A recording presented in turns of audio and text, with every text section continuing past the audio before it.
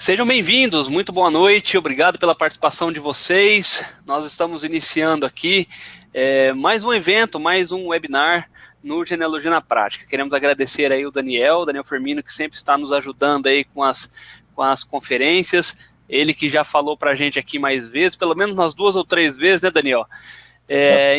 Inclusive, os links dos outros eventos que o Daniel participou estarão no chat aqui, porque esse é um evento ao vivo para quem está assistindo conosco. Ou se você está assistindo isso gravado, então os eventos onde o Daniel tratou de outros assuntos, que inclusive foram eventos muito interessantes, estarão aí na descrição do vídeo. Bom, Daniel, seja bem-vindo, tá? Você já é da casa e o tempo é seu e nós vamos depois, no final, partir para as perguntas e respostas. O tempo é seu, Daniel. Ok, muito obrigado, meu amigo. É bom estar aqui de novo e poder falar das coisas que eu tenho aprendido e, na verdade, a inspiração para escolher os temas sempre vem porque eu me debato um pouco aí com algumas dificuldades e depois eu fico pensando que, quando eu chego numa solução, eu fico pensando que outras pessoas podem passar pela mesma situação e daí eu tenho interesse em compartilhar algumas coisas que eu aprendi para ajudar outras pessoas a economizar tempo e não ter que passar pelas mesmas dificuldades que eu passei, se for possível. Bom, o tema de hoje é a respeito de pesquisa de escravos durante o período de escravidão aqui no Brasil. Só para contextualizar o porquê desse tema e a relevância dele, é importante a gente lembrar, ou talvez saber a partir desse momento, de que no último censo, mais da metade da população brasileira se autodeclarou negra ou parda. Foi em torno de 51%. E mesmo os que aparentemente não são negros e pardos, que têm a pele clara, não significam necessariamente que eles não tenham antepassados que tenham sido escravos, ou seja, de origem africana. Ou seja, isso dá um interesse, traz um interesse para várias dezenas de milhões de brasileiros, tendo em vista, então, de que muito mais do que a metade dos brasileiros tem alguma origem na África. Eu escolhi essa figura aqui para iniciar. É uma figura interessante porque mostra ali o Brasil e a África, e, na verdade, em algum momento no passado do planeta, o Brasil e a África estiveram juntos, né? E isso é evidenciado não só geologicamente, mas é evidenciado também que, na verdade, existe muito de população africana aqui no Brasil. Ok, vamos lá, então. Bom, muito do que eu vou falar aqui, claro que eu não vou ter tempo de referenciar tudo, mas muito do que eu vou falar aqui eu aprendi com esses 5 livros aqui. Não se restringe só para estar em 5 livros, mas muito vem desses 5 livros, tá? A gente tem aqui o único livro que trata exclusivamente de escravidão, esse primeiro livro, A Força da Escravidão. Esse Sidney Chalhoub, ele é um professor, um pesquisador na USP, se não me engano. E a gente tem esses outros 4 livros aqui, que é essa trilogia do Laurentino Gomes, falando aí de eventos importantes no Brasil, 1808, 22 e 89, que não tratam especificamente da escravidão, mas como a escravidão era um fato influente na época em que esses eventos aconteceram, que são chegada da família real, em 22, a proclamação da independência e, por fim, em 89, a proclamação da república. Eles trazem informações do contexto em que a escravidão acontecia aqui no Brasil. Especialmente o livro 1889, porque o fim oficial da escravidão, que aconteceu em 1888, aconteceu, portanto, um ano antes do final do período do Império aqui no Brasil, logo antes da proclamação da República, que acontece em 89. E, por fim, essa biografia, eu recomendo, é um livro ótimo esse livro. O livro é uma biografia do Jorge Caldeira sobre o Barão de Mauá, que também tem um capítulo inteiro dedicado só sobre as questões da escravidão na época do Barão, já próximo do final da escravidão, tá? Ali mais ou menos 1850, 60, por ali. Bom, uma outra fonte também é um site que eu conheci recentemente, na verdade até quem me indicou ele foi o Rodrigo. É um projeto internacional que trata a respeito do tráfico negreiro que existiu no mundo todo. E o Brasil, eu vou mostrar isso para vocês na sequência, o Brasil tem uma relevância muito grande nesse assunto, porque o Brasil, da história do tráfico negreiro, o Brasil foi o país que mais recebeu africanos vindos da África, né? Ou seja, foi o país que mais recebeu esse contingente de pessoas. Esse projeto é um projeto internacional, e aqui no Brasil, quando a gente pesquisa ali sobre o projeto, nós vemos que existe um único colaborador brasileiro, que é um professor não me lembro se é de História ou Sociologia da UFRJ, que é citado lá. Ele tem diversas publicações também científicas aí a respeito desse assunto. É um site interessante. Ele não reúne informações exclusivas do Brasil, mas ele tem algumas pesquisas inteligentes que você pode fazer dentro do site, restringindo informações, épocas, locais de origem de transporte, locais onde os negros foram descarregados, e você consegue obter algumas informações muito interessantes a esse respeito. Essa é uma outra fonte também que a gente utilizou. Bom, para contextualizar, vamos falar um pouquinho aqui sobre a escravidão.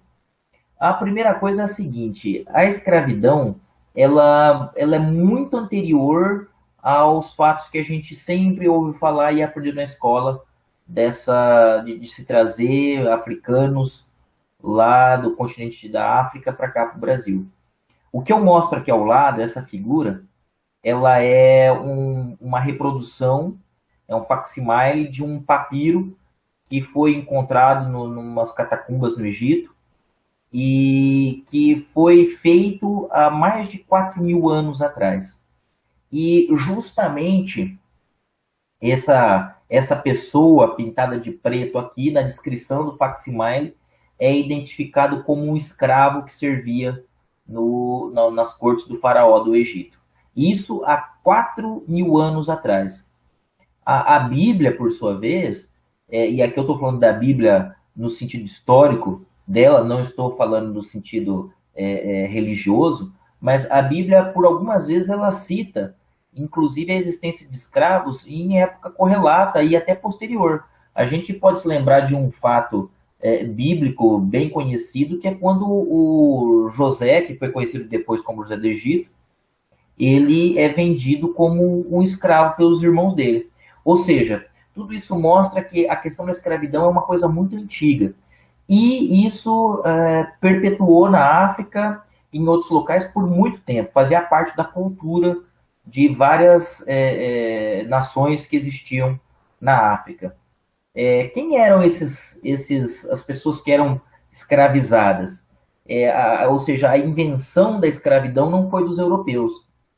Acontecia tanto, por exemplo, de um povo dominar um outro, escravizar esse outro, e daí de uma parte ou a totalidade da população era vendida, era comercializada como escravo.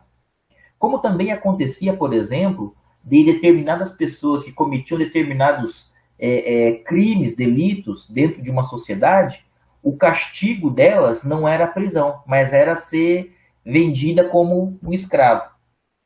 E isso ganhou uma relevância comercial muito grande quando os povos europeus eles desenvolveram, aperfeiçoaram as tecnologias de navegação, não só dos navios, mas também de orientação para navegação, orientação através das estrelas, né? Desenvolveram o astrolábio e outros equipamentos ali utilizados para navegação. E isso aconteceu basicamente em 3 povos da Europa, que são os espanhóis, os portugueses e os ingleses. Durante o período das grandes navegações, esses 3 povos dominaram os mares com assim, uma especial relevância para portugueses e espanhóis. Parte disso se refletiu no fato de que os portugueses e espanhóis começaram a alcançar, e também os ingleses, a alcançar com mais facilidade a África.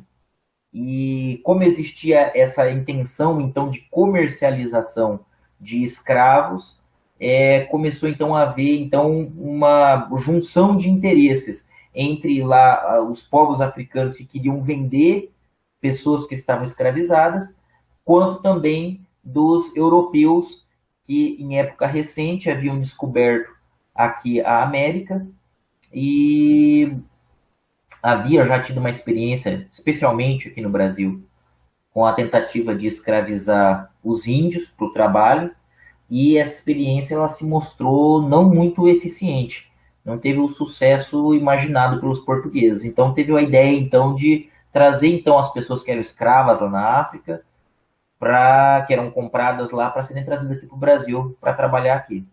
Desse modo, então, começaram já no começo, em 1540, ou seja, mais ou menos 40 anos, 1538, a gente já tem registros de escravos chegando para trabalhar aqui no Brasil. Bom, esse mapa, inclusive esse mapa que eu mostro aqui, ele foi tirado daquele site que eu mostrei, para citar a fonte. Ele mostra aqui registros de trânsito de escravos, tanto de origem quanto da origem, da saída desses escravos até onde eles foram descarregados aqui nas Américas. A gente percebe uma linha, e claro, a espessura aqui da linha, ela dá uma ideia de volume. A gente percebe aqui um volume muito pequeno de escravos saindo para a Europa, para a América do Norte e também aqui para a América Central, e um volume muito grande vindo para o Brasil. Esses mapas aqui eles compreendem um período de 1500 a 1900. Uma ressalva importante é de que os dados que se tem dessa época, eles são dados até certo ponto confiáveis, mas não se acredita que eles sejam dados totais. Ou seja, o volume total que existe de escravos transportados entre os dois continentes, ele é, em boa parte, estimado. Não são números 100% confiáveis, no sentido de que eles podem ser muito maior. São confiáveis em termos da ordem de grandeza, mas eles podem ser muito maior, porque admite-se a possibilidade de que não tenha registro de todo o transporte que foi feito. No livro 1808, citando um outro historiador, citando Heitor Lira, o Lauro Gomes ele afirma de que 80% de todos os escravos que vieram para o Brasil tiveram origem nesses três países, que seriam o Congo, a Angola e Moçambique. Ou seja, só aí a gente já restringe bastante a origem de onde viriam os antepassados dos negros que existem no Brasil. E esse negócio ele se sustentou por tanto tempo porque ele era uma atividade extremamente rentável. Só para se ter uma ideia, alguns dados, por exemplo, em 1843, custava mais ou menos 30 mil réis para se comprar um escravo na África. E esse mesmo escravo, ele era vendido em torno de 450 mil réis aqui no Brasil. Ou seja, 15 vezes o valor que ele era comprado lá na África. Se a gente, claro, esse era o valor bruto, aqui a gente teria que descontar os custos do navio, os custos da viagem, né, os tripulantes, o custo dos tripulantes, o lucro do traficante de escravo e tal.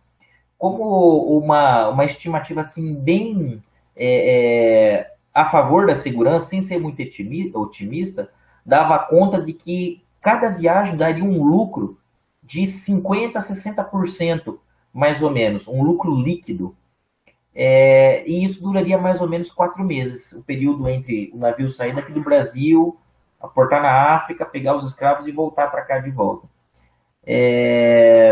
Estimando, então, esse lucro de mais ou menos, bem a favor da segurança, de 50% em 4 meses, daria mais ou menos 11% ao mês. Ou seja, mostra-se realmente um investimento muito rentável comprar escravos e trazer para o Brasil. Só para uma curiosidade, se a gente for pensar nessa rentabilidade de 11% ao mês, é mais ou menos o que os bancos cobram hoje no cheque especial. Mais ou menos uns 11% ao mês. Essas contas com valores, elas não são assim, tão simples de serem feitas, porque, como vocês bem sabem, as moedas do Brasil elas mudaram várias vezes, além de que o Brasil, por décadas, ela teve uma inflação galopante, então existe uma série de correções que precisam ser feitas nos valores, mas um valor que eu acho que a gente poderia, talvez, ter uma correlação mais próxima, seria o seguinte: um negro, mais ou menos nessa mesma época, em 1843, valia por 3 mulas de carga. Lembrando, claro, de que uma mula de carga ela valia muito mais naquela época que ela valia hoje, porque era um meio de transporte, não existia carro, não existia caminhão. Entretanto, dá para se ter uma ideia do que valeria, então, um negro se ele fosse existir hoje em dia. Bom, eu preparei esse gráfico aqui também, juntando uma série de informações a respeito do trânsito e da existência, da quantidade de negros aqui no Brasil.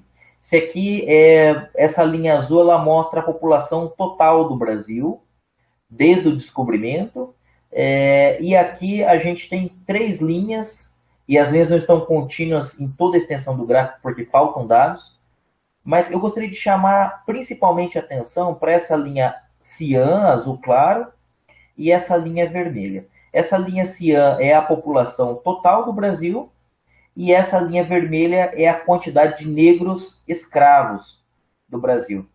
A gente percebe que até mais ou menos 1650, um pouco depois, esses valores eles eram relativamente pequenos, mas que houve um acréscimo muito grande, tanto de população total do Brasil como de população escrava, a partir dessa época até os 1800. Mais ou menos aqui nos 1800, em 1820, a gente percebe, ou seja, se a gente for medir a distância que existe daqui até aqui, com a distância daqui até aqui, ou seja, a distância entre a linha cian e a vermelha e a branca, e a linha aqui das abscissas, a gente percebe que existe uma distância maior dessa linha até aqui do que daqui até aqui. Isso significa que existiam mais negros no Brasil do que brancos. E essa era uma das grandes preocupações que existia na época, de que o Brasil era um país onde a maior parte da população era negra e escrava, não livre, e que, portanto, seria um grande barril de pólvora pronto a explodir a qualquer momento. Além disso, mais ou menos aqui um pouco antes dos 1800, começa a existir uma pressão crescente que entra no século XIX, principalmente da Inglaterra, de que o Brasil libertasse seus escravos. E nessa época a gente começa a perceber uma disparada da população no Brasil, mas sem um acréscimo da população negra escrava. Isso aqui diz respeito à época em que o Brasil ele sofreu, por assim dizer, um termo bem utilizado, que é o branqueamento da população. Quando, então, por influência da esposa de Dom Pedro I, a imperatriz Leopoldina, começa a ser trazida uma série de imigrantes europeus para o Brasil, começando com suíços e alemães, com uma experiência na Bahia e logo depois no Rio de Janeiro, ali em Petrópolis, aquela região serrana, e depois se intensificou bastante com a entrada de italianos e alemães também, poloneses e tal, principalmente no estado de São Paulo e na região sul do Brasil, Paraná, Santa Catarina e Rio Grande do Sul. E a população, então, escrava ela foi decrescendo, até quando chega em 1888, com o fim da escravidão. Agora, outro aspecto interessante desse gráfico é quando a gente percebe a população total de escravos, que é essa linha amarela, e a população de escravos, de negros escravos, desculpa, fazer uma correção, a população total de negros no Brasil, que é essa linha amarela, e a população total de negros escravos, a gente percebe que quando a escravidão acaba, a maior parte da população negra já era livre. Tinha um percentual muito grande. Essa é uma coisa que o senso comum não sabe. A gente imagina de que no momento da abolição da escravatura, a maior parte dos negros foram libertos. E que eles eram escravos, quando na verdade não era. A maior parte já era liberta já, nessa época. Então, a abolição da escravatura ela vem somente a encerrar esse ciclo já com uma pressão muito grande na Inglaterra. Bom, aqui esse outro mapa, que mostra também algumas informações importantes sobre a escravidão e que também tem fonte naquele site que eu mostrei no início da apresentação, ele mostra 2 informações importantes. Quando os escravos saíam lá da África, aonde que eles descarregavam aqui no Brasil? Onde que eles eram descarregados. Quais os portos onde eles eram recebidos aqui no Brasil? Foram anotados os registros de 4 portos, na Porto de Santos, São Vicente, no litoral paulista e também no Rio de Janeiro, na Bahia, em Salvador, em Pernambuco, na região ali de Recife, Porto de Galinhas e também mais ao norte do Brasil. E o tamanho de cada círculo indica a quantidade de negros que foram descarregados ao longo da história, que se tem registro em cada um desses portos. Uma coisa importante a se ressaltar é o seguinte: com o final do ciclo da cana-de-açúcar no Nordeste, muitos negros que haviam sido descarregados lá, eles foram revendidos e foram transportados para a região sudeste do Brasil. E isso aconteceu depois dos 1750. Ou seja, só para dar um exemplo, se você é descendente de um escravo, por exemplo, no estado de São Paulo, não quer dizer necessariamente que o teu antepassado escravo tenha vindo da África direto para o estado de São Paulo. Talvez teus antepassados foram levados para Pernambuco ou para a Bahia, mas com o fim do ciclo econômico da cana-de-açúcar no Nordeste, ele tenha sido transportado, aí tenha sido revendido para os engenhos, para as fazendas aqui na região sudeste do Brasil. Um exemplo disso, nós temos um negro famoso, na verdade um mulato famoso, que era Luiz Gama. Ele é famoso, ele tem uma história muito interessante, depois eu não tenho tempo de falar sobre ele aqui, mas recomendo que vocês pesquisem para saber um pouco mais sobre a história dele. O Luiz Gama, ele nasceu na Bahia, em Itaparica. O pai, ele era filho de uma mãe negra e de um pai português, e o pai português dele, com algumas dificuldades financeiras, não teve dor na consciência em vender o filho como escravo, aos 10 anos de idade, para o Rio de Janeiro. E depois dele passar um tempo no Rio de Janeiro, ele conseguiu a liberdade dele e foi parar em Campinas, que é a mesma cidade onde o Rodrigo mora. E lá em Campinas ele ajudou a libertar uma série de escravos. Ou seja, isso mostra um exemplo da movimentação que poderia haver dentro do próprio país, já naquela época dos escravos. Então, uma pessoa que nasceu na Bahia, passou um tempo no Rio e terminou sua vida em Campinas. Esses números que eu coloquei aqui também, eles mostram, por exemplo, que antes do final do ciclo da cana-de-açúcar, existiam mais ou menos 774 mil escravos na região nordeste do país, e depois do final do ciclo da cana-de-açúcar, esse número tinha baixado para 435 mil. Por sua vez, na região sudeste, nessa mesma época existiam 645 mil e passou a quase 810 mil, mostrando essa grande migração. Laurentino Gomes, ele inclusive cita que esse foi o maior transporte, a maior migração forçada dentro do Brasil de pessoas que existiram aí dentro da história do nosso país. E essa é uma coisa importante para saber na hora de se fazer as suas pesquisas e poder encontrar de onde vêm seus antepassados negros. Outro aspecto muito importante da gente entender, eu coloquei aqui uma pintura. O nome dessa pintura ela é bem sugestiva. O nome dessa pintura é Avó Negra, Mãe Mulata e Filho Branco. E essa pintura ela tem o objetivo justamente de retratar a miscigenação que existiu no Brasil. Essa miscigenação aconteceu, por assim dizer, desde sempre. Desde que os portugueses, escravos e índios estavam aqui no Brasil, aconteceu desde os primórdios do Brasil.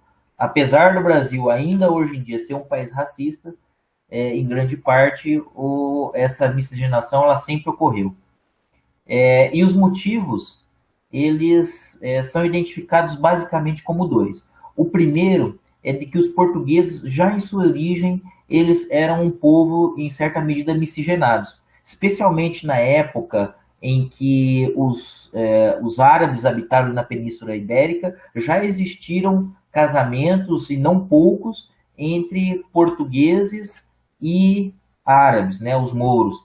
E eu mesmo, lá, meus antepassados portugueses, do lado da minha mãe, eles, no passado, eles se casaram com mouros, com árabes lá na Península Ibérica. Tanto portugueses, antepassados portugueses, quanto espanhóis que eu possuo. E esse é um dos motivos, inclusive, apontado pelo Sérgio Buarque de Holanda, no livro dele, Raízes do Brasil, como uma das características com que os portugueses se miscigenaram com facilidade com os escravos aqui no Brasil. E o outro motivo era a própria característica da colonização do Brasil. O Brasil ele não era uma colonização de ocupação, por assim dizer, como, por exemplo, os Estados Unidos. Ele tinha uma característica econômica de exploração. E isso fez com que, percentualmente, poucas famílias portuguesas viessem para o Brasil. O perfil da maior parte dos portugueses que vieram para o Brasil eram homens solteiros que vieram aqui para estabelecer negócios, como, entre aspas, aventureiros, né? Vieram tentar a vida numa terra nova, desconhecida e tal. E como eles eram solteiros, muitos deles acabaram se casando ou se, de alguma maneira, se relacionando com escravas e índias. Eu tenho uma evidência disso dentro do meu próprio DNA, vou mostrar para vocês aqui. Esse é o meu teste de DNA, em que mostra, por exemplo, aqui, de que 56% do meu DNA ele é europeu e 30% do meu DNA ele é africano. Esses 13% aqui se referem ao meu DNA índio, por assim dizer, tá? Desses 30% do meu DNA africano, ele ainda subdivide da seguinte maneira: 10% diz respeito a antepassados meus que viveram aqui no norte da África. Ou seja, não eram dos escravos que foram trazidos para o Brasil. Eram de egípcios, líbios e argelinos que provavelmente cruzaram aqui o Estreito de Gibraltar e se relacionaram, em algum momento, se relacionaram aqui com portugueses e espanhóis. Só 20% do meu DNA vem de países que vendiam escravos. Ou seja, mostrando então a quantidade de miscigenação que existe. Existe, inclusive, no final eu vou mostrar o link para um vídeo que mostra de um ensaio genético que foi feito com vários negros no Rio de Janeiro, que chegou à mesma conclusão que o meu DNA já mostra. Que vários dos negros do Rio de Janeiro, eles possuem muito mais DNA português do que DNA africano. É um estudo interessante também. Bom, prosseguindo, alguns aspectos da escravidão aqui do nosso país que influenciam na pesquisa genealógica. A existência, ter um escravo, era uma coisa extremamente comum. Vocês devem já ter ouvido falar, e é verdade, de que os escravos não eram exclusividade dos brancos. Alguns negros também, depois de libertos, também tinham escravos aqui no Brasil. Já que, como eu disse no começo, esse era um costume que já existia na África de longa data.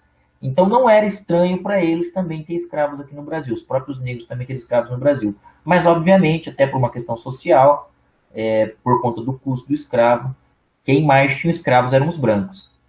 E ter um escravo era um sinal de status, era um sinal de prosperidade econômica. Além de que também poderia ser considerado uma forma de investimento, já que você poderia colocar um escravo para trabalhar para você. Por exemplo, era comum nas cidades, por exemplo, uma pessoa ela comprava objetos e colocava os escravos dela para vender nas ruas.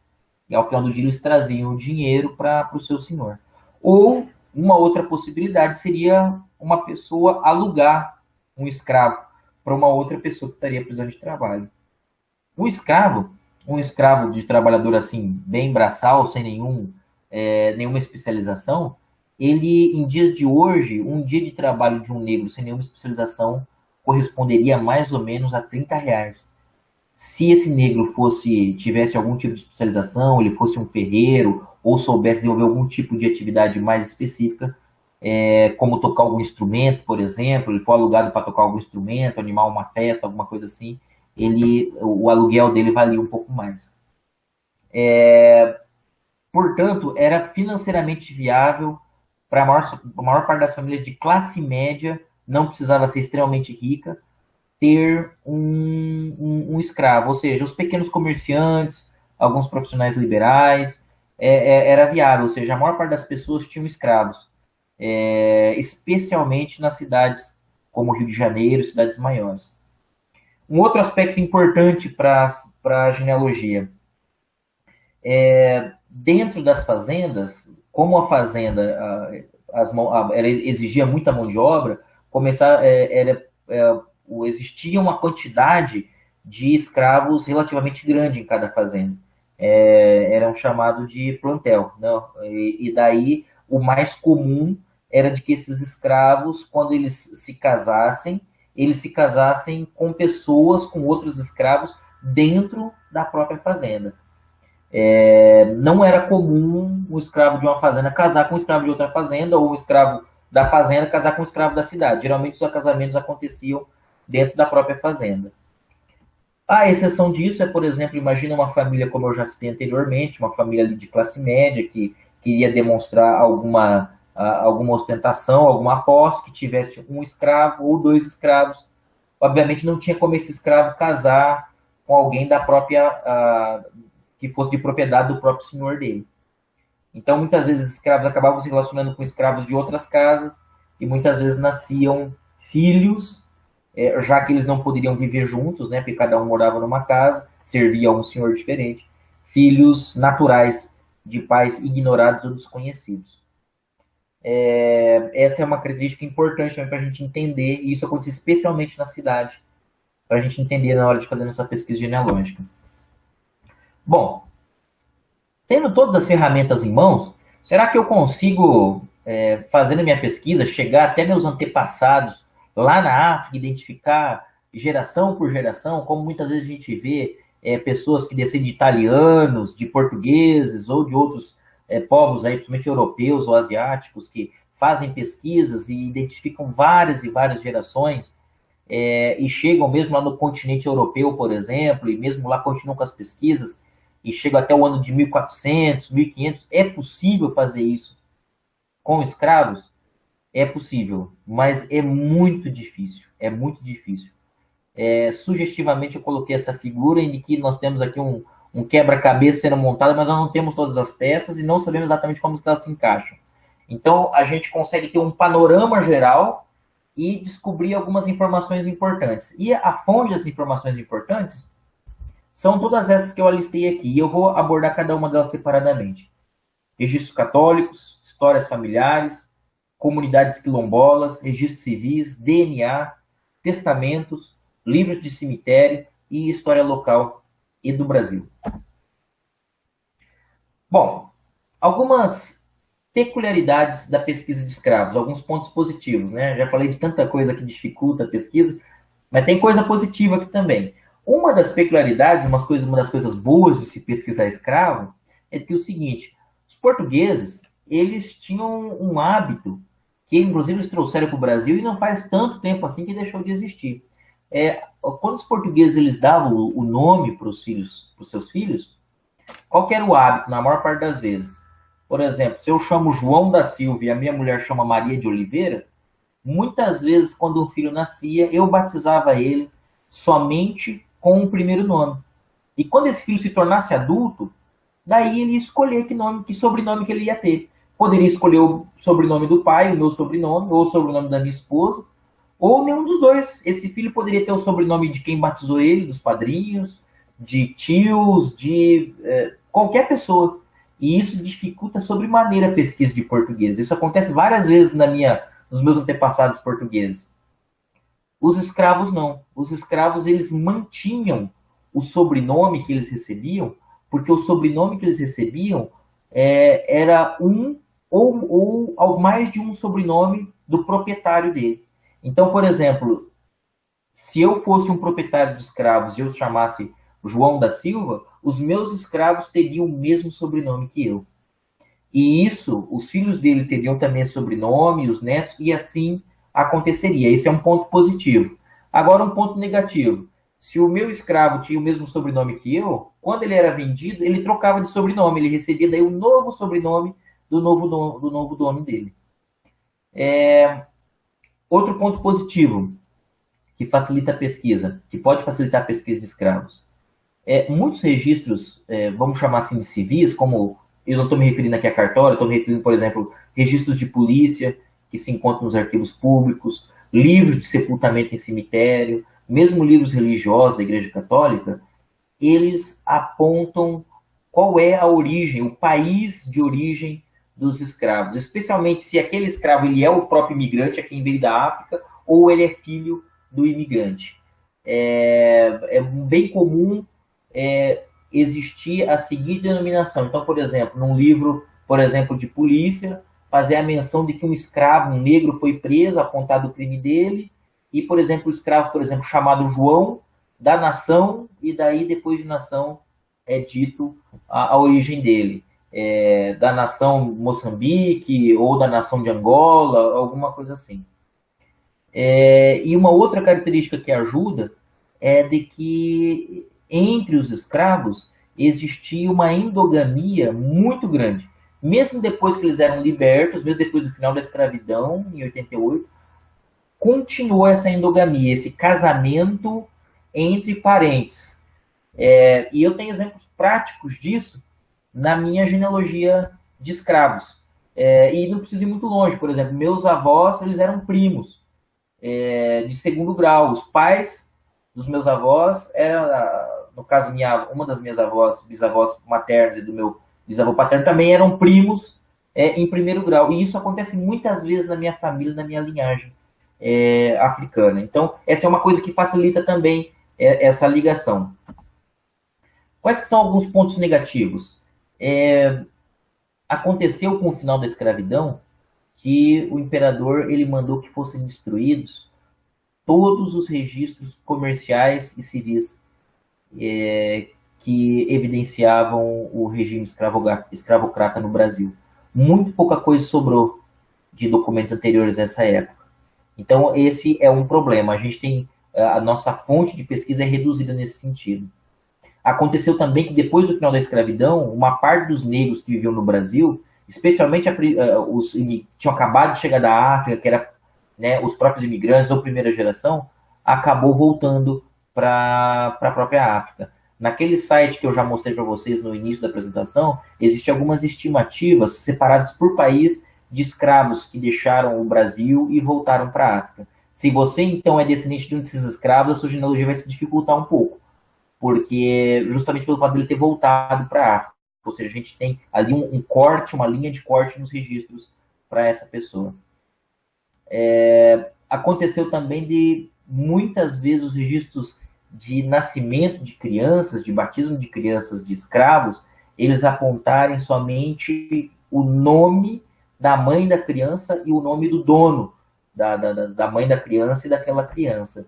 E muitas vezes o motivo disso era porque o pai ele era casado e era branco, né, e a negra consensualmente, ou na maior parte das vezes não consensualmente, ela engravidava desse homem branco, né? Era algo muito comum, relacionamentos entre os donos dos escravos e as suas escravas. Eu, inclusive, tenho uma história da minha família, eu tenho uma peculiaridade nesse assunto, de que eu descendo tanto de escravos como de donos de escravos, brancos, né, donos de escravos. E eu tenho uma história que uma das minhas trisavós, ela foi dada em casamento com 13 anos, para um fazendeiro em Minas Gerais, na região de Itabira, e a história de que ela convivia na mesma casa com várias outras esposas, e todas as outras esposas eram escravas desse meu trisavô, que é o Patrício Custódio Menezes. Então, esse é um fato sabido por todos e muito comum. Por isso do lado da minha mãe, né, do lado dos senhores dos escravos. Do lado dos escravos, por exemplo, uma evidência que eu tenho disso é de que uma das minhas bisavós era o que a minha avó chamava de negra sarará. Ela era uma negra de olhos verdes, evidenciando, claro, que a gente sabe que os africanos não têm olhos verdes, né? Evidenciando, claro, de que ela era fruto aí de um relacionamento com homens brancos, com portugueses, que a gente sabe que não era o pai, o marido da mãe dela. Bom, e um outro fato é de que até pelas próprias condições subhumanas que os negros viviam, tanto em termos de trabalho, tratamento, alimentação, moradia, né, praticamente não existia assistência médica, eles morriam relativamente jovens, né? A expectativa de vida de um negro era muito pequena se comparado com hoje em dia. Bom, quais seriam nossas fontes, então, de registros para pesquisa? Seriam os registros do Family Search, onde nós encontramos ali registros religiosos, especialmente da Igreja Católica, os livros de cemitério, e isso estão de posse das prefeituras da cidade, especialmente cidades antigas, historiadores locais, pessoas que provavelmente moram na cidade, conhecem a história local, que são historiadores, são formados de história, são professores de história nas cidades em que eles habitam. Dados também das comunidades quilombolas da região, onde você tem interesse de pesquisar, testamentos dos senhores de escravos da região, testes de DNA e entre outros. Eu vou mostrar como eu usei cada um deles para descobrir mais sobre a minha história da família. Aqui eu vou dar um passo a passo do como que seria um caminho para você, então, fazer pesquisas dos seus antepassados escravos. A primeira coisa, seria o número 1, seria, então, você pesquisar seus antepassados até a proclamação da República, que é quando foi instituído obrigatoriamente o uso do registro civil, que seria 1889. E como que você recorre a isso? Sabendo a cidade onde aconteceram os eventos vitais dos seus antepassados, que são nascimento, casamento, óbito, você então entrar em contato com os cartórios e requerer então certidões de inteiro teor desses eventos vitais. E daí lá você vai poder identificar então filiação, datas e outras informações relevantes para genealogia. A partir de 1889, então, na maior parte do Brasil, não vai existir mais, daí para trás, não vai existir mais registro civil. O caminho, então, o item 2, é prosseguir com as pesquisas nos registros católicos. Se nessa época, em 1889, os seus antepassados já eram libertos, e como eu mostrei lá atrás naquele gráfico, a maior parte dos negros do Brasil já era liberta, eles vão possuir registros católicos completos, dizendo com quem se casou, os filhos, o nome dos pais, porque eles já eram libertos. Se eles ainda não eram libertos, provavelmente vai acontecer o que eu acabei de falar. Às vezes no fato de que no registro, por exemplo, de uma criança vai constar só o nome da mãe, o que pode dificultar. Uma coisa importante é de que existia o cuidado, muitas vezes, especialmente, eu estou falando da minha experiência aqui no estado de São Paulo e em Minas Gerais, de separar os livros católicos dos sacramentos, do casamento, do batismo, do óbito, entre brancos e escravos. Aqui na tela de fundo, eu estou mostrando aqui registro de Brotas, que é uma região que eu pesquiso, em que vocês podem ver aqui que existem livros, por exemplo, de batismo, que só tem a menção da data, e livros de batismo de escravos, específico de escravos. Então, se você está buscando escravos, pesquise, então, esses livros que são específicos de escravos. Tá? Só uma dica, mais uma dica também, esses que estão sem a inserção do termo de escravos, obviamente, tratam-se só de brancos ou de negros alforriados, negros libertos. Outra dica é que quando ele traz o registro, ele traz essas lupas aqui ao lado, e para chegar até aqui eu fui no pesquisar, no árvore familiar, fui lá no site do Family Search pesquisar catálogo. Quando ele mostra essa lupa aqui do lado, significa que o registro já foi indexado. Você pode pesquisar só digitando nome e sobrenome, você não precisa olhar página por página. Bom, isso feito, o terceiro passo seria o seguinte: você identificar, ao olhar nos livros da região que você pesquisa, se seus antepassados não eram libertos ainda, você identificar e catalogar quem eram naquela região os possuidores de escravos, os donos de escravos. Nos registros dos escravos, sempre são citados seus donos. Quando a pessoa é escrava, ela é dita, por exemplo, o casamento de, por exemplo, Rodrigo Resulte Sete e fulana de tal, ambos escravos do senhor fulano de tal. Então, cataloga quem são os senhores de escravos. E também, o item 4, você cataloga todos os escravos que essas pessoas possuíam. Qual que seria o próximo passo? O passo número 4. E depois que você identificou os proprietários de escravos naquela região onde seus antepassados moravam, você então relacionar os seus antepassados com aqueles proprietários. E como você faz isso? Lembra que eu falei alguns minutos atrás que os escravos possuíam o sobrenome dos seus donos. Então, juntando o nome dos donos com os sobrenomes que você tem na sua família, você consegue juntar, então, de quem eram os seus escravos, identificar quem eram os proprietários dele.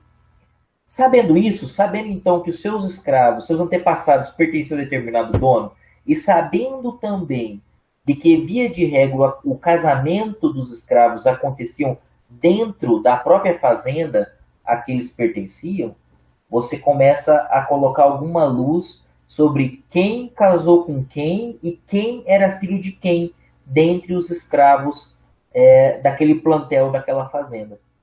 E isso nem sempre é fácil, porque muitas vezes o registro católico ele vai trazer só o primeiro nome do escravo. Mas como esse primeiro nome muitas vezes é escolhido pelo próprio dono do escravo, não iriam existir, por exemplo, via de regra, 2 Manuéis, ou 2 João, ou 2 Franciscos. Eles teriam nomes diferentes, o que pode ser uma pista também. Então, quando você consegue, então, separar, bom, esse daqui era o senhor dos meus escravos, dos meus antepassados escravos, e aqui eu relacionei, pesquisando nos livros, de capa a capa, eu relacionei todos os escravos que eram de propriedade dele. Ali, você tem já as pessoas que são na sua família. Você vai ter que estudar os casamentos, nascimentos e tal dos escravos para conseguir juntar quem era filho de quem e assim poder montar a sua árvore. Esse é o passo número 5. Mas não terminou por aí. Vocês percebem, então, que fazer genealogia de escravos é bem mais complicado do que fazer genealogia de não escravos, né? De europeus, por exemplo.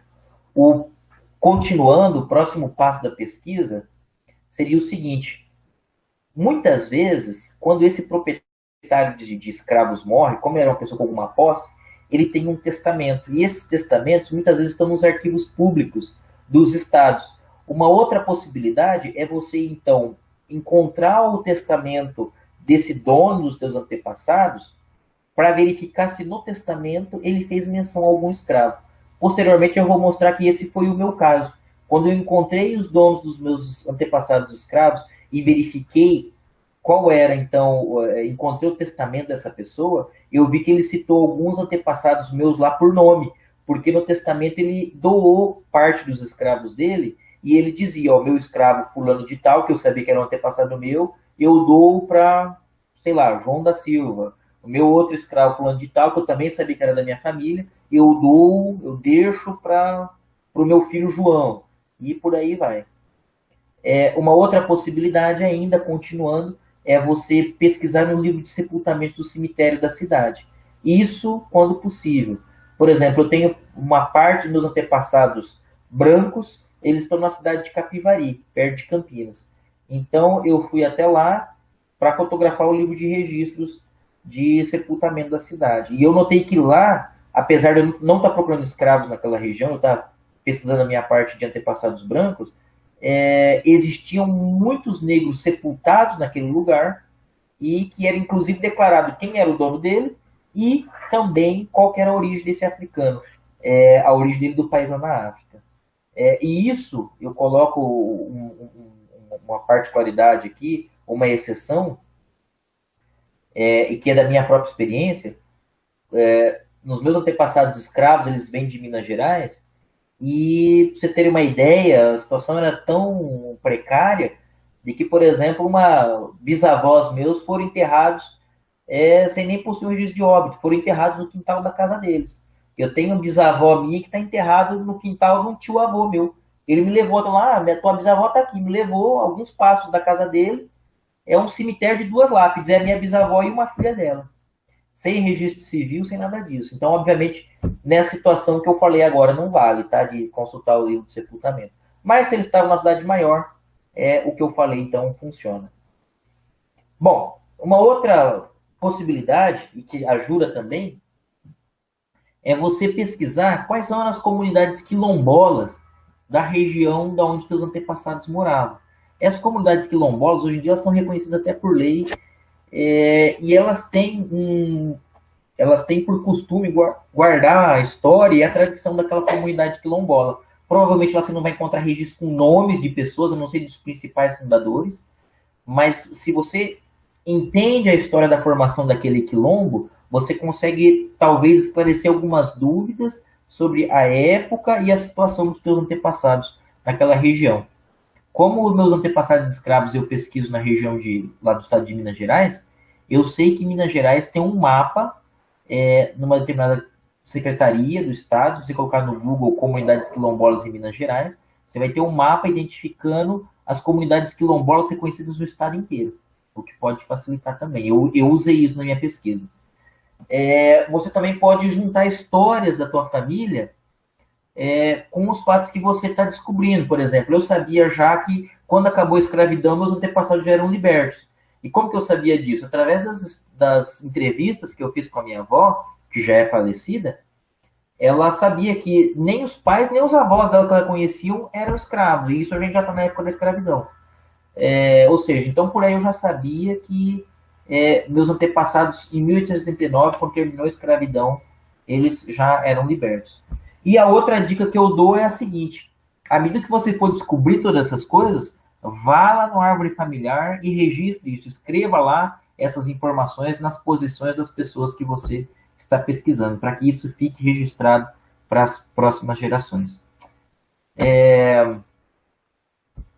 Continuando, você pode ainda juntar nisso tudo o DNA.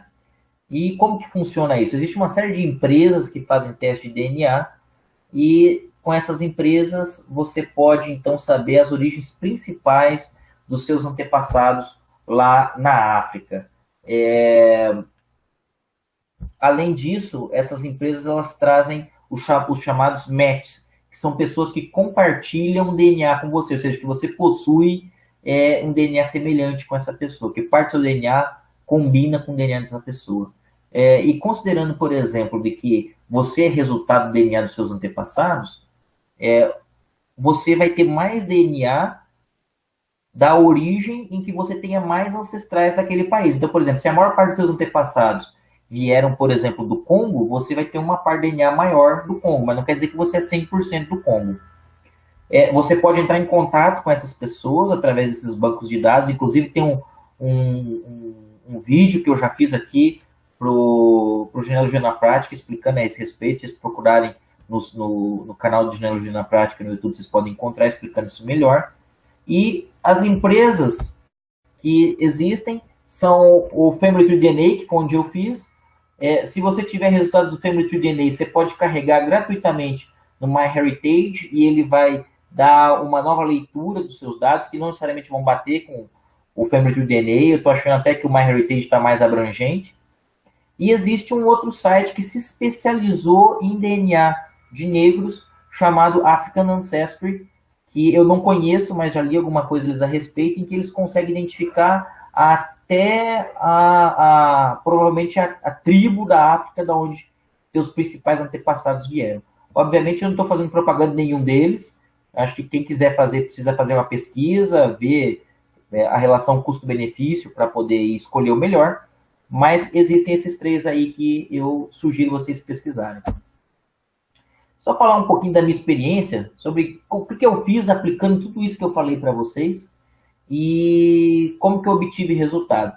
Primeira coisa, como eu falei, eu fiz uma pesquisa de comunidades quilombolas nas cidades da onde vinham meus antepassados, lá de Minas Gerais. Encontrei esse mapa das comunidades quilombolas e pesquisei a respeito de cada uma delas. Tudo isso através da internet, sentado na minha casa.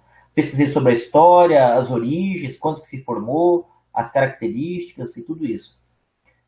Numa viagem que eu fiz até lá, eu visitei os cemitérios dessas comunidades quilombolas e percebi que os sobrenomes, eles se restringiam, falando especificamente da comunidade quilombola onde encontrava meus ancestrais, se restringiam principalmente a 8 famílias. Ou seja, que reforça aquilo que eu falei lá atrás da endogamia, do casamento entre as pessoas da mesma família. Depois, eu fiz uma busca, então, sobre quem eram os proprietários de terra naquela região onde os meus antepassados, que eram escravos, moravam. E nessa viagem que eu fiz até lá em Minas Gerais, eu estava em Mirabela, que é na região que meu pai nasceu, e me dirigindo até uma outra cidade chamada Januária, onde eu tinha informação que existiam alguns parentes, nós passamos por uma cidadezinha chamada Pedras Marias da Cruz. E eu achei engraçado porque uma das minhas bisavós se chama Santa Ferreira da Cruz. E eu associei os sobrenomes, né, Cruz, e eu descobri então de que essa Maria da Cruz era uma grande latifundiária naquela região. E que eu comecei a perceber então que os sobrenomes que existiam na família dessa Maria da Cruz, que era a grande dona de terras da região, existiam na minha família também. Por exemplo, ela era a dona Maria da Cruz e meus antepassados, por um lado, vinha da dona Santa Ferreira da Cruz. O marido da dona Maria da Cruz chamava Salvador Cardoso. E uma das minhas trisavós chama Josefa Cardoso da Silva. E esses sobrenomes se repetem lá com frequência. Ou seja, mostrando que aquela comunidade quilombola, onde eu estava pesquisando, ela tinha uma ligação com os escravos que eram de propriedade da dona Maria da Cruz e do marido dela, que era o Salvador Cardoso. Eu fiz uma pesquisa a respeito dessas duas pessoas na internet e eu descobri um livro, que é esse que está a foto aqui na direita, da dona Maria da Cruz. Ela ficou famosa porque ela, em determinado período, ela se revoltou contra a coroa portuguesa por conta dos impostos. E daí ela fez uma revolta lá na região e tal. Inclusive, os antepassados ajudaram nessa revolta também. E tem um livro que eu acabei comprando, esse livro aqui, para entender melhor toda essa situação. O próximo passo, então, através desse livro, eu busquei documentos sobre esses proprietários da terra, que no meu caso específico era a Maria da Cruz e o Salvador Cardoso. E também registros do Family Search. Eu vou mostrar para vocês que um dos documentos que eu encontrei, que eu já havia citado antes, foi o testamento da Dona Maria da Cruz, onde ela citava a doação de antepassados meus que eram escravos para pessoas a quem ela destinou a herança dela. Então ela deixou alguns escravos para um determinado filho, outros escravos ela deu para pagar dívidas, tal, todos eles com nomes, e a maior parte deles eu consegui identificar como antepassados meus. Uma outra coisa, eu fiz meus testes de DNA, juntei tudo isso, e com os meus testes de DNA eu consegui saber de que a maior parte dos meus antepassados que vieram dessa região, eu sabia já que nos 1736 eles já estavam no Brasil e moravam nessa região de Mirabela, em Minas Gerais, eles vieram de Serra Leoa, o que não é bem comum. Se vocês voltarem naquele site que eu indiquei logo no começo da apresentação, vocês vão ver que o percentual que veio de Serra Leoa para o Brasil não foi tão expressivo. Isso mostra, mais uma vez, reforça a ideia de que essa comunidade, uma parte dessa comunidade de índios que veio de Serra Leoa, se estabeleceu nessa região e que houve uma endogamia muito grande. Ou seja, a minha árvore genealógica ela se esbarra nela mesma várias vezes porque houve muito casamento entre parentes. E isso foi o meu resultado de DNA que mostrou. E só para mostrar para vocês, eu vou sair aqui da apresentação e mostrar para vocês como que o meu DNA, meus antepassados escravos fizeram então o caminho até chegar em mim. Eu hoje em dia moro em Londrina, meus pais eles se conheceram numa cidadezinha próxima aqui no Paraná, chamada Santa Cecília do Pavão. Santa Cecília do Pavão, o meu pai que é negro, ele teve origem lá em Mirabela, em Minas Gerais. De Mirabela, no passado, meus antepassados, enquanto eram escravos ainda, vieram de Pedras Marias da Cruz, que é essa região aqui. Esse rio que passa por aqui é o Rio São Francisco. Eu tive visitando toda essa região, aqui é Januária. E de Pedras Marias da Cruz, através de DNA, eu identifiquei, não tenho todas as informações com nomes e datas, mas através do meu DNA eu preenchi uma lacuna que me levou até Serra Leoa. na África, que é onde eu identifiquei que vem a maior parte dos meus antepassados.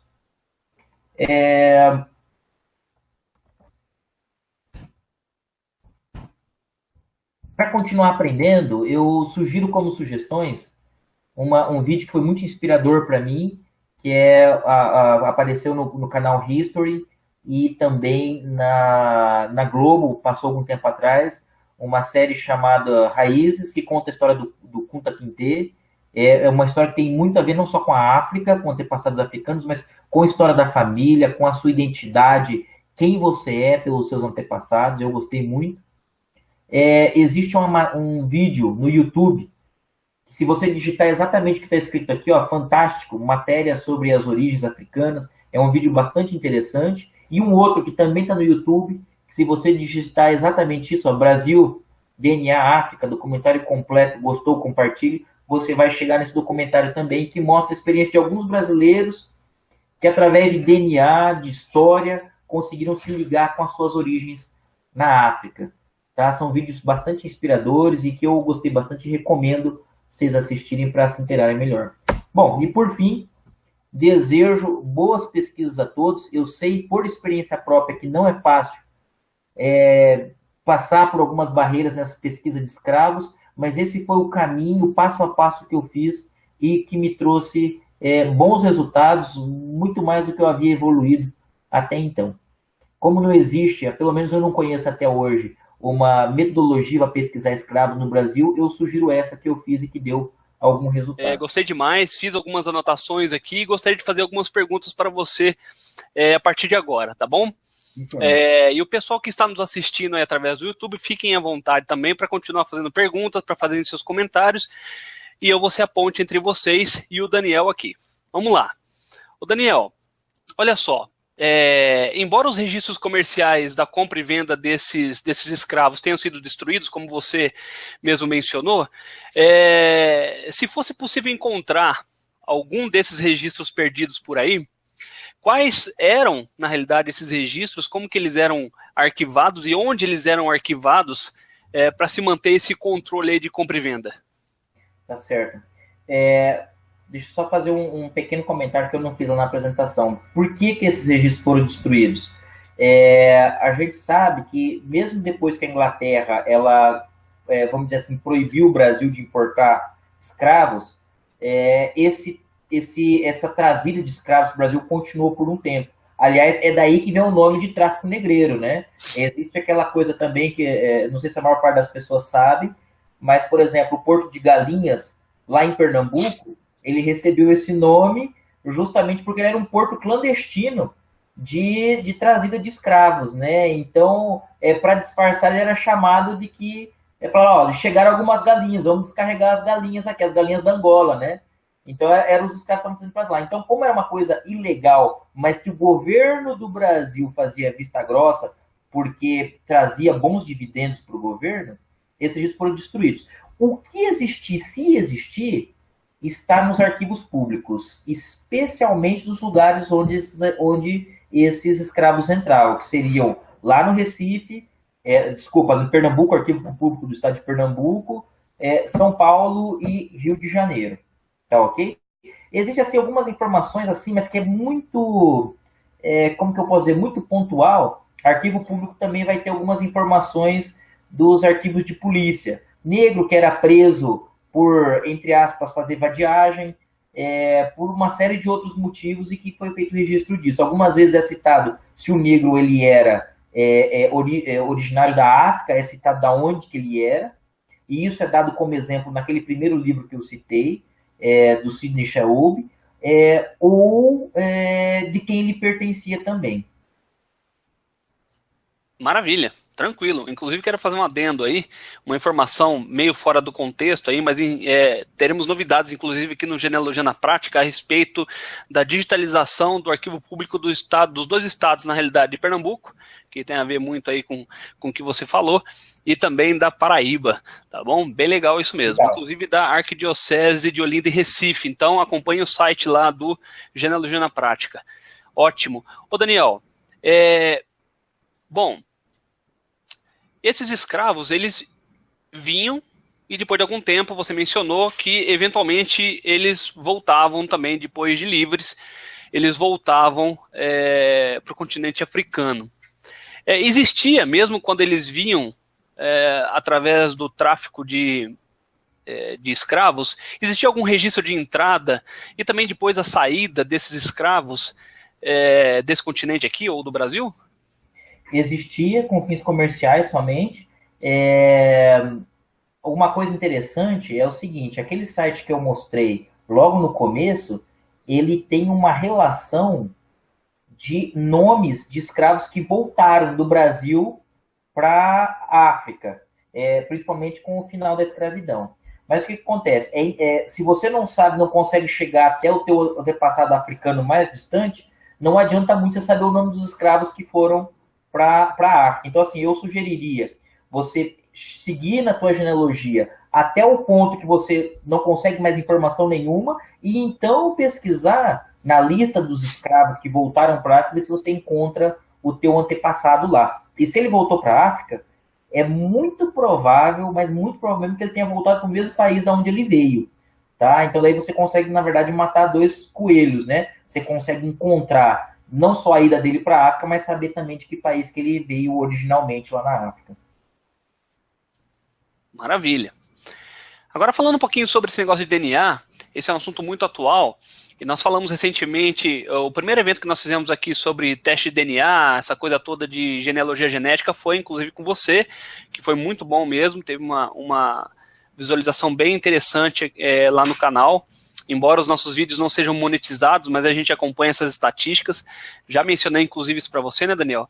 Mas na prática mesmo, eu gosto de refazer essa pergunta, embora você já tenha respondido isso em grande parte lá naquele vídeo, na prática mesmo, como que o teste de DNA acrescenta em nossas pesquisas de genealogia tradicional, aquela onde nós efetivamente encontramos registros e adicionamos em nossa árvore genealógica? Tá certo. Bom, isso acontece de duas maneiras, tá?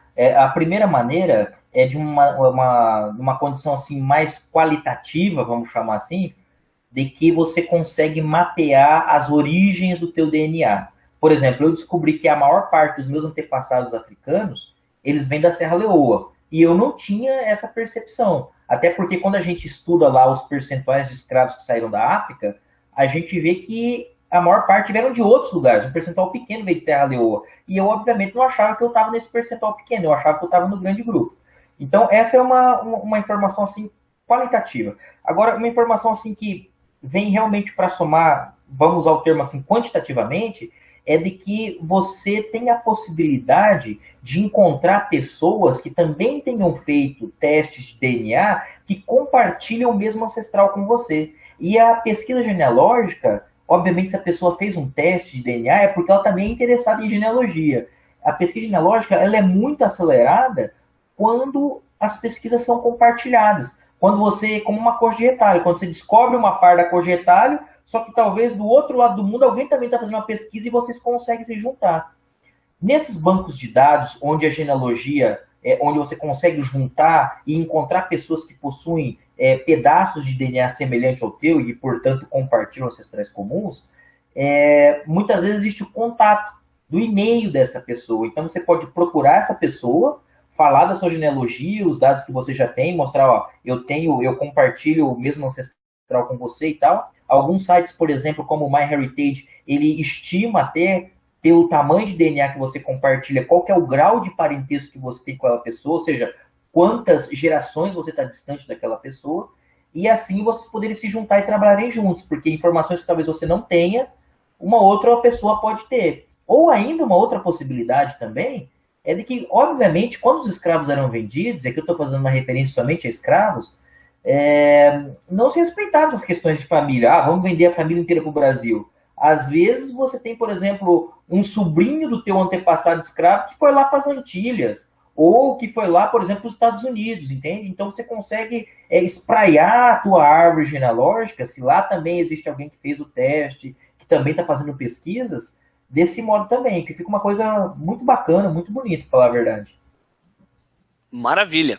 Legal, isso é um ponto fortíssimo aí para os testes de DNA, né? Que é um É o aliado que muito inventa grande e aí em nossas posta pesquisas. em mãos.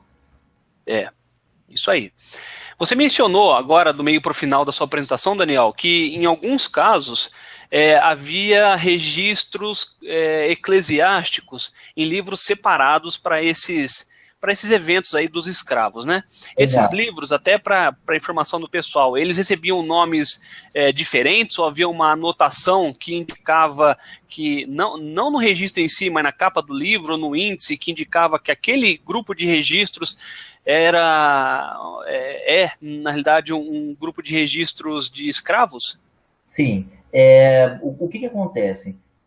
Muitas vezes, isso que eu vou falar, assim, na verdade, assim, genealogia, quer dizer, quase qualquer coisa na vida, né? Existe mais exceção do que regra, né? Não dá para dizer que é sempre assim. Mas, assim, muitas vezes, esses livros, eles possuem um termo de abertura do livro, em que quem começou o livro escreve sobre o que, que o livro é, o dia que ele está começando, assina o nome dele e tal, no caso, o pároco, e um termo de fechamento. Quando se trata de livros de escravos, já no termo de abertura ele faz essa menção de que aquele livro ele é específico para escravos. Em comunidades que tinha um movimento menor, que tinham eram comunidades pequenas, muitas vezes uma parte do livro é destinada para brancos, e daí no próprio livro, ali no meio do livro, ele faz um novo termo de abertura e começa o registro de escravos ali. Quando o Family Search fotografou e catalogou tudo isso, aonde ele percebeu, ou onde ele tinha informação de que essa parte aqui diz respeito a escravos e essa aqui diz respeito a brancos, no próprio catálogo do Family Search já tem essa distinção. Você já consegue identificar onde é livro de escravo, onde é livro de branco. Desculpa, fazer uma correção. Não livro de escravo e livro de branco. Livro de escravo e livro de livre. Porque lá no livro de livre também tinha negro livre, não era só branco, não. Maravilha, tranquilo. Vamos lá.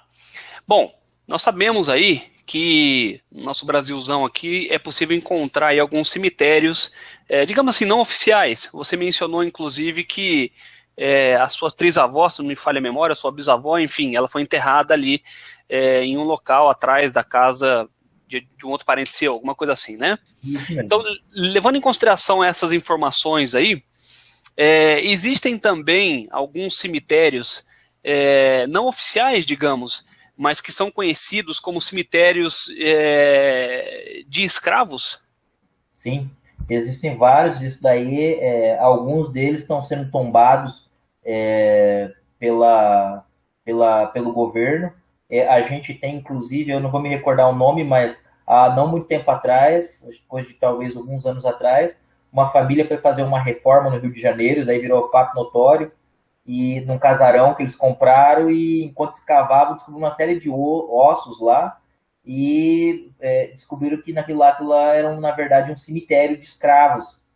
E eles transformaram aquilo lá numa espécie de museu à memória dos escravos na época. É um lugar bacana para ser visitado. Existe um outro lugar que eu conheço também no Rio Grande do Sul, uma espécie de uma colina na região de Pelotas, em que lá no alto da colina eles enterraram também um cemitério escravo também. O que tem sido descoberto geralmente tem sido catalogado, até porque adquire um valor cultural, se a gente for pensar que mais da metade da população tem origem escrava no Brasil. E agora, assim, um outro passo, que seria uma coisa assim super interessante, mas claro, depende de alguma entidade, alguma empresa isso, seria, por exemplo, começar a coletar amostra de DNA dos ossos que estão nesse cemitério e abastecer os mesmos bancos de dados que a gente já tem em nossos DNAs lá, porque daí a gente ia começar a ligar as coisas, né? Daí ia ficar um negócio muito interessante. Por enquanto isso não existe até onde eu sei. Mas, né, fica a sugestão aí, quem sabe o MyHeritage gostaria de fazer isso.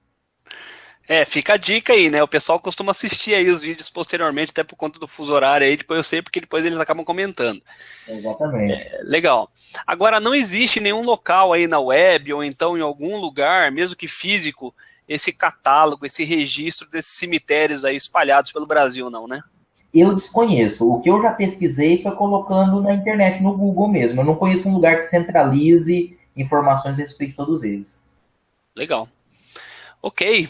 Daniel, então nós estamos caminhando aí para o final né, deste evento. Quero agradecer mais uma vez, excelente aí sua apresentação. Daniel, então, se você quiser partir aí para suas considerações finais, e se faltou alguma coisa para você falar, fica à vontade e nós vamos em seguida terminar. Perfeito, meu amigo. Eu só gostaria de dizer que, assim, ó, durante um longo período aí, eu achei que seria impossível prosseguir nas pesquisas. Mas, felizmente, nós estamos tendo cada vez mais ferramentas para facilitar isso. Inclusive, um ramo difícil que a gente tem, que é justamente a pesquisa de escravos. Então, se você tem antepassados escravos, continue. Eu dei uma série de dicas aqui que podem te auxiliar nisso. Continue, você vai conseguir, vai ter sucesso. Maravilha, ótimo.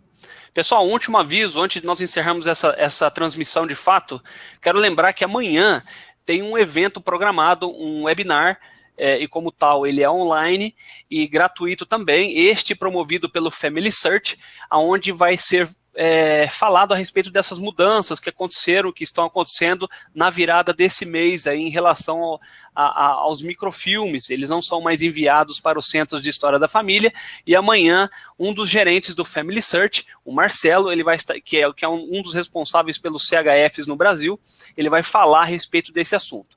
Tá bom? Então, gostaria de convidar vocês lá na página do Family Search. Existe lá um evento criado, vocês podem procurar.